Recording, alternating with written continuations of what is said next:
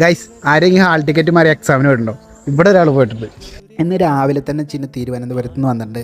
വേറെ ഒന്നല്ല, നമുക്ക് രണ്ടാൾക്കും ഇന്നൊരു എക്സാം ഉണ്ട്. രണ്ടാൾക്കും വേറെ വേറെ സ്ഥലത്താണ് എക്സാം നടക്കുന്നത്. ആൾക്ക് നാളെ പോകാനുള്ള തത്കാല ടിക്കറ്റ് നോക്കിക്കൊണ്ടിരിക്കുകയാണ്. പക്ഷെ ഞങ്ങളെ ഭാഗ്യക്കേട് തന്നെ ടിക്കറ്റ് കിട്ടിയില്ല. അങ്ങനെ നമുക്ക് രണ്ടാൾക്കുള്ള ഹാൾ ടിക്കറ്റ് എടുത്ത് അവളെ ബസ് സ്റ്റാൻഡിലാക്കി കൊടുത്തു. ഈ ചിരിച്ചു പോകുന്ന ആളെ ചിരി കുറച്ചു നേരം നിലനിന്നുള്ളൂ. അതിന്റെ കാരണം ഈ വീഡിയോന്റെ ലാസ്റ്റ് ഞാൻ പറഞ്ഞുതരാം. എക്സാം കഴിഞ്ഞിറങ്ങി നേരെ എൻ്റെ ഫ്രണ്ടിൻ്റെ അടുത്താണ് ഞാൻ പോയത്. മഞ്ചേരിയിൽ വരുന്ന സമയത്ത് ഞാൻ ഇവനെ കണ്ടിട്ട് പോകാം. അങ്ങനെ അവിടുന്ന് ഒരു ചായയും കുടിച്ച് നമ്മൾ രണ്ടാളും പിരിഞ്ഞു. അങ്ങനെ ഞാൻ എക്സാം കഴിഞ്ഞ് വീട്ടിലെത്തിയിട്ടുണ്ട്.